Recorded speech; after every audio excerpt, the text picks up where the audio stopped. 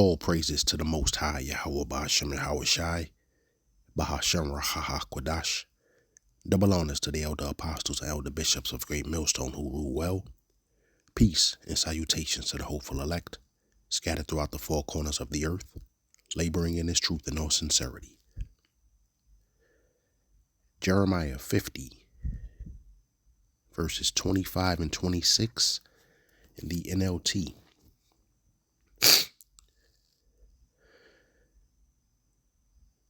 Yahweh has opened His army and brought out weapons to vent His fury. The terror that falls upon the Babylonians will be the work of the sovereign Yahweh, Bahashem Yahweh Shai of heaven's armies. Yes, come against her from distant lands, break open her granaries, crush her walls and houses into heaps of rubble, destroy her completely and leave nothing.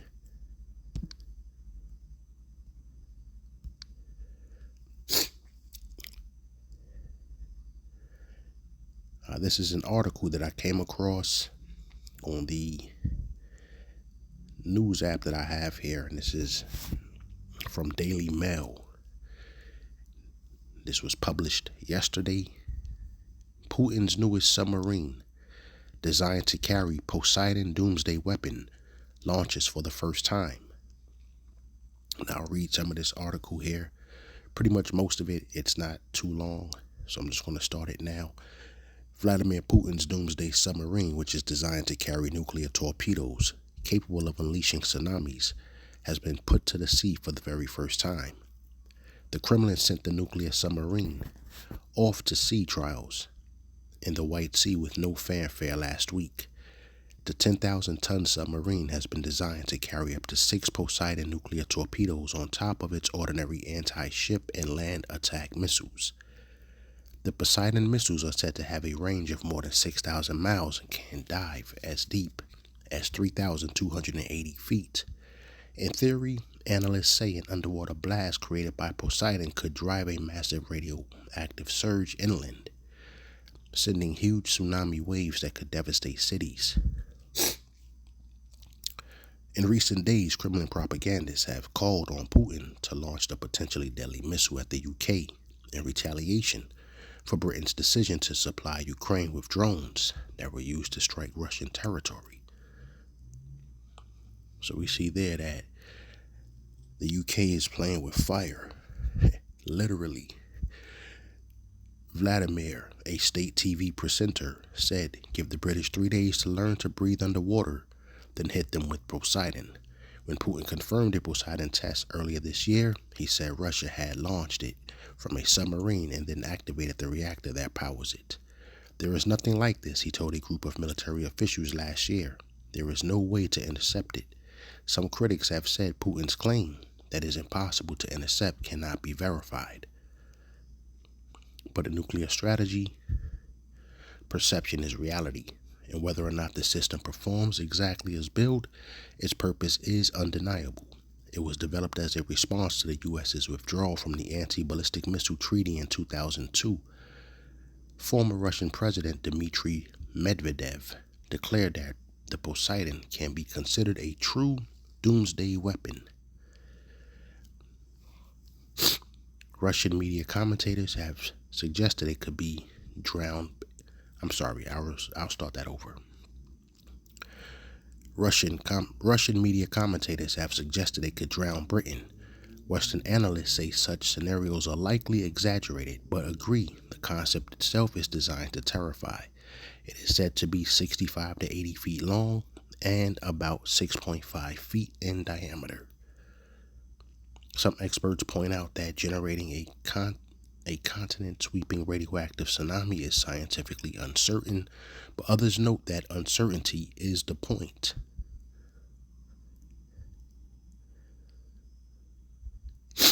If even a fraction of the horror described in Russian propaganda came to pass, coastal cities would be devastated, harbors contaminated, and land rendered toxic for years. But experts told The Telegraph that though the threat appeared to be legitimate, it was unlikely Russia would ever use it in anger. Dr. Richard Connolly, an expert on Russian defense policy and an associate fellow at security think tank, the Royal United Services Institute, said, Poseidon is what you might call a boutique capability. They are not making it in large numbers, and it's been designed for the very worst of scenarios. And that's exactly what we are approaching, the very worst of scenarios, the third woe here, World War III. And this is going to be the war, basically, that's going to end all wars. It's going to be the end of this particular kingdom here, the end of this particular age. And so that's exactly what this weapon is for, just like it says in the very last sentence I just read. They are not making it in large numbers, and it's been designed for the very worst of scenarios. Salakia, I'm coming down with a slight cold here. If they were to do what Russian TV presenters are proposing, they'd face retaliation from Britain's Trident nuclear deterrent. So, I think we get the point here. It's only about 4 or 5 more paragraphs. I'll just finish reading this though. So they wouldn't do it because they know they paid a price. Meanwhile, the Khabarovsk submarine is said to have cost $1 billion and has a 10,000-ton displacement. The country's defense minister, Andriy Belousov, who oversaw the unveiling, said earlier this year, the heavy nuclear-powered missile cruiser is being launched from the renowned Sevmash shipyard, carrying underwater weapons and robotic systems. It will enable us to successfully secure Russia's maritime borders and protect its national interest in various parts of the world's oceans. And that is the end of that particular article. So as we see, Russia is not playing. They're basically moving forward, and they're putting the UK on notice. There's a lot of things that the UK has been doing over the past couple of years, actually, where they have been kind of poking the bear, so to speak. And, as it pertains to this particular topic, on the nuclear destruction that is about to commence here, there's so many scriptures that we can go into, just on this topic of Babylon ultimately being destroyed by thermonuclear fire and destruction. We can look at Jeremiah chapter 50, which I use Jeremiah 50 in my opening verses 25 and 26. Also we can look at Jeremiah chapter 51.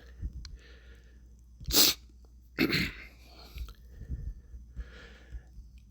I wanted to look at verses 11 through 14 here. Sharpen the arrows. Now I'll read this in the NLT.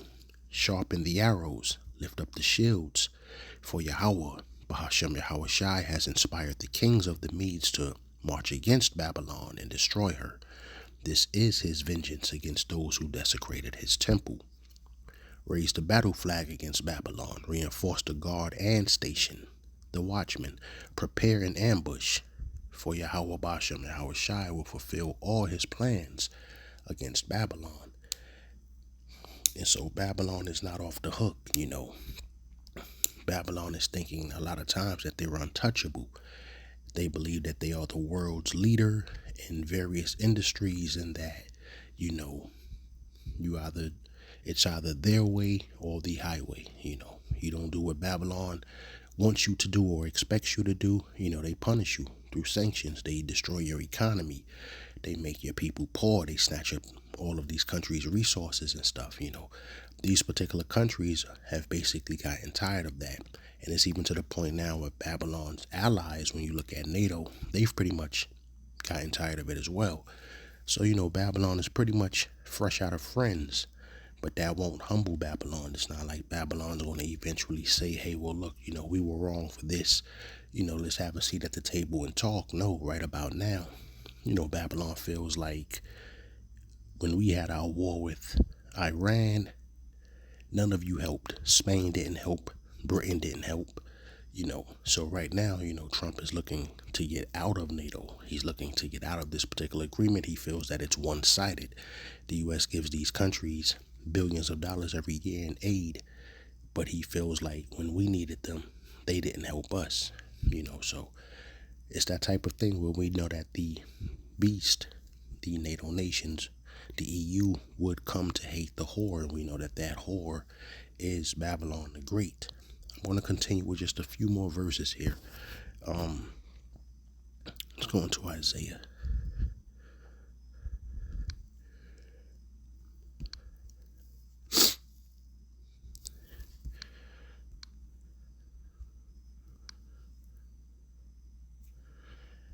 Isaiah 13, verses 19 and 20.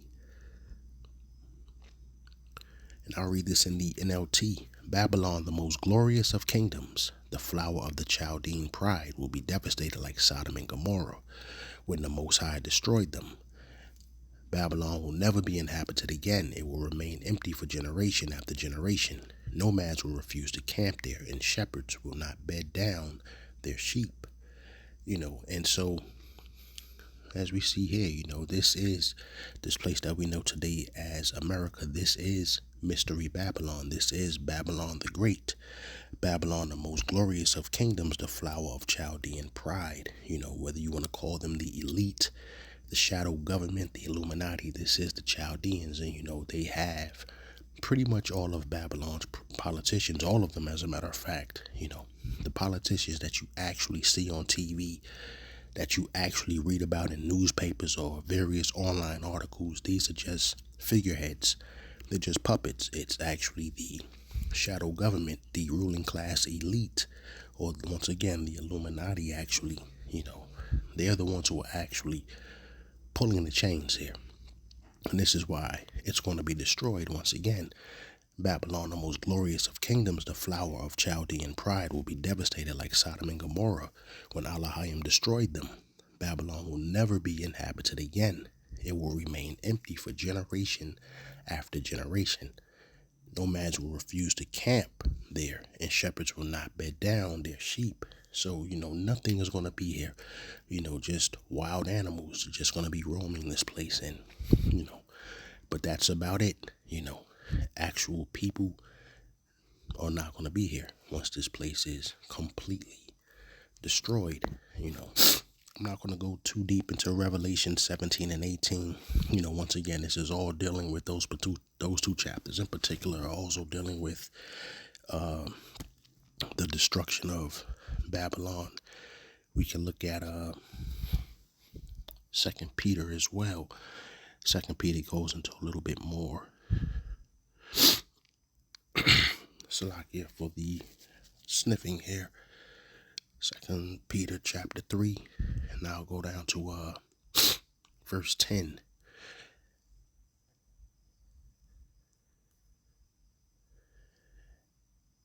KJV, but the day of Yahweh Bashem Yahweh Shai will come as a thief in the night, in the which the heavens shall pass away with a great noise, and the elements shall melt with fervent heat. The earth also and the works that are therein shall be burned up. Once again, like I said earlier in this particular video here, there's so many scriptures that you can go into, as it pertains to this place ultimately being destroyed by thermonuclear fire. This place is going to be destroyed, and there's no way around it. There's no way at this point, at this stage of the game where anybody can look at this and say, oh, you're misinterpreting this. If the spirit is, if you understand, if the spirit gives you understanding, you'll clearly see this. You'll clearly understand, as it says, in which the heavens shall pass away with a great noise, and the elements shall melt with fervent heat. The earth and the works that are therein shall be burned up. This is 100% talking about thermonuclear destruction. So there is no getting around this. The Most High spoke it, and this is what was prophesied to come. And this is how, we are looking forward to this, because we understand that this is when the Most High Yahweh Bashem Yahweh Shai sets up his kingdom, which is going to be a righteous kingdom.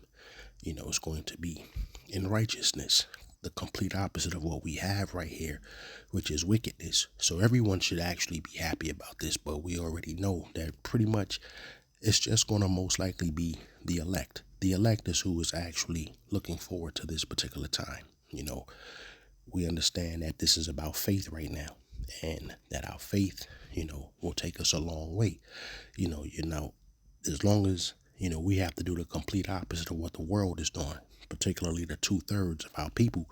You know, they see this type of stuff, they hear this type of stuff, and a lot of them shrug it off. A lot of them think that people, oh yeah, some crazy Bible thumpers, or whatever it is that they may say. But the spirit is obviously not with them. The spirit will probably never be with them, and this is why they are the 2/3. Actually, they have to be destroyed. This it's just no way around it, along with the wicked, of the other nations. Just gonna read a couple of more scriptures. Salakia, 1 second, please.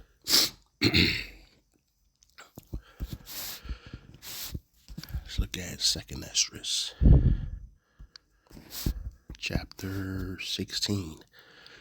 I'm going to just read verse 13 here. For strong is his right hand that bendeth the bow, his arrows that he shooteth are sharp and shall not miss, when they begin to be shot into the ends of the world. And once again, the ends of the world, that does include Babylon. The Israelites were scattered to the ends of the world, the ends of the earth, I should say, the four corners. And so this actually is going to show exactly where these missiles are going, but this does include Babylon as well. And Babylon is actually the main target. Like I mentioned earlier, once you get into the beast hating the whore, even the beast themselves is going to unleash their nukes on this place. So it's really, no going back. There's no turning back at this point. This is going to happen, and every day we get closer to this place falling, never to return again. Let's see what I have here in my notes. I'll just a couple of more. Isaiah 54:16. Let's take a look at that here.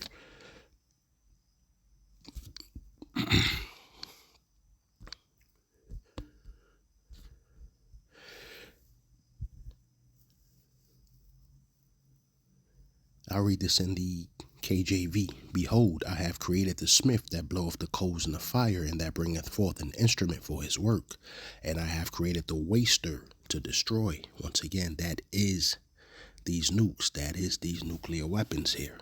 And we know that it's only going to take, as per Revelation 18:10, it's only going to take the Most High 1 hour to destroy this place via thermonuclear fire, along with the lasers that are going to be coming down from those chariots as well. So once again, when it says I have created the waster to destroy, that is ultimately the thermonuclear fire. That's a result of these particular ICBM nuclear weapons, as well as now we see that they actually are going to be launching torpedoes. So this is going to be coming from, if you understand how a ICBM works, it launches from one continent, goes into a little bit out of, into the outer space, and then it comes back down over the continent, over its target. And so you're going to be getting hit from above, as well as, what's coming through the oceans. So this place is going to catch it from all angles, actually. So with that being said, I'm just going to end this here with Psalm chapter 7. And I'm going to read the last 6 or 7 verses out of Psalm chapter 7. I'm going to start at verse 11.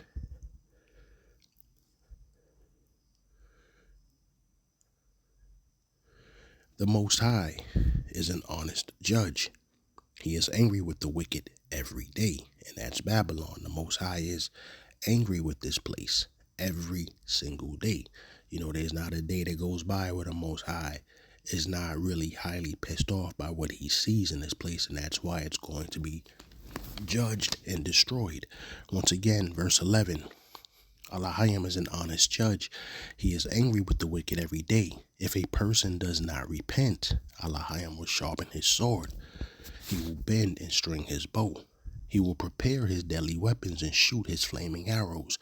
Once again, those deadly weapons and those flaming arrows, those are the ICBM nuclear weapons, as well as what's going to be launched from torpedoes. The wicked conceive evil. They are pregnant with trouble and give birth to lies.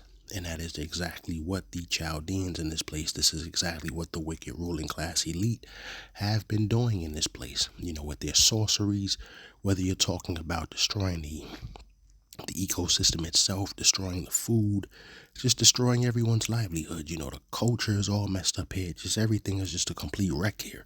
And this is why the scriptures say. And I'll read that one in the KJV as well. Verse 14, behold, he travaileth with iniquity, and hath conceived mischief, and brought forth falsehood. Verse 15, they dig a deep pit to trap others, then fall into it themselves. Verse 16, the trouble they make for others backfires on them. The violence they plan falls on their heads. Exactly. And it's like, America is sitting here, Babylon is sitting here, they're creating all of these nuclear weapons, well over 5,300 if I'm correct. Russia has a few more with about 5,400. So all of this stuff that this country is doing, a lot of this is going to backfire. Ultimately, this place is going to fall, because a lot of their own trouble that they're making, is going to return upon their own head, just as it says here in verse 16 in the KJV. Verse 16, the trouble they make for others backfires on them. The violence they plan falls on their own heads. I will thank Yahweh Ba'ashem Yahweh Shai because he is just. I will sing praise to the name of the Most High, Yahweh Ba'ashem Yahweh Shai. I pray this has been edifying and reaches the ears it's supposed to reach. Shalom.